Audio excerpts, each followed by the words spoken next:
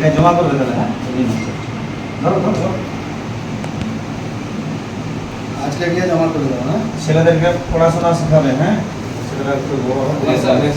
এই শোনো, এটা জমা করে দেবেন। হ্যাঁ এই ব্যবস্থা করে দেবেন। আর তোমার দুটো ছেলে তো? হ্যাঁ, দুটো ছেলে। হ্যাঁ হ্যাঁ। দুটোর নামে 2-2 লাখ টাকা, আর তোমার 1 লাখ টাকা। হ্যাঁ। ঠিক আছে, খরচ করবে না, না, না। রাখবে, জমাবে। ওদের জন্য সব করে দেবো। হ্যাঁ বাস। সেটা ওনার মানুষ তো। হ্যাঁ ঘর আছে? ঘর ঘর আছে। হ্যাঁ হ্যাঁ, ঘর নেই ঘর আছে, মানে ছোট ঘর আছে। মানে পাকা ঘর আছে কিনা? পাকা ঘর আছে, সেই ছোট ঘরই আছে। আর ছোট ঘর বড় হবে, ছোটগুলো মানুষ হবে। ঠিক আছে, ছোটগুলো পড়াশোনা শেখাও। ঠিক আছে। প্রধানমন্ত্রী আবাস যোজনা সারবার তো গেছিলাম, এই তো সারবার গেছিলাম। দেওয়া যাবে? দেওয়া যাবে।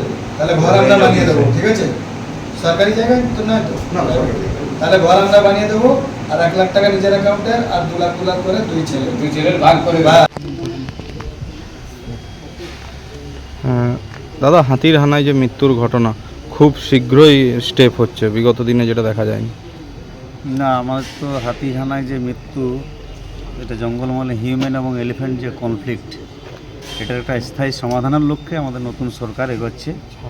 আধুনিক প্রযুক্তি ব্যবহার করে আমরা যাতে করে এই ধরনের দুঃখজনক ঘটনা না ঘটে, একটিও আর মৃত্যুর ঘটনা না ঘটে জঙ্গলমহলে, সে ব্যাপারে আমাদের সরকার পদক্ষেপ নেবে শীঘ্রই। এবং এই যেটা হচ্ছে আজ গত কবে এটাই হয়েছিল, মারা গেছিল 7, হ্যাঁ, যেটা মারা গেছিলো হাতির আক্রান্তে, তাকে আজকে সরকারের তরফ থেকে আমরা ক্ষতিপূরণ যা হয় সেটা ডিএফও সাহেব ছিলেন, আমাদের বিধায়ক ঝাড়গ্রাম লক্ষ্মীবাবু ছিলেন, আমরা তা দিলাম। আর তাকে সান্ত্বনা দিলাম এটুকুই। আমরা তো আর মৃত ব্যক্তিকে ফিরিয়ে দিতে পারি না। বিপদের সময় সরকার আমরা পাশে আছি এবং আর মৃত্যু ঘটবে না এই বিষয়ে এবং এই ব্যাপারে আমরা যথাযথ পদক্ষেপ গ্রহণ করব। দাদা, দেখা যাচ্ছে হাতির মুভমেন্ট, সেই মুভমেন্ট রুখতে কতটা সক্রিয় ভূমিকা নেবে বন দপ্তর?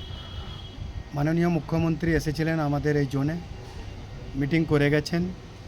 তার সামনেও এই কথা আমরা আলোচনা করেছি সবাই মিলে। সেখানে উঠে এসেছিল হাতি করিডোরের জন্য, সেই জন্য আগামী দিনে কিংবা কোনো জিপিআরএস সিস্টেম হোক, সেই সমস্ত ব্যবস্থা আমরা করার জন্য মাননীয় মুখ্যমন্ত্রীকে অনুরোধ করেছি। তিনি সেটা সংজ্ঞান নিয়েছেন। খুব তাড়াতাড়ি সমাধান হবে।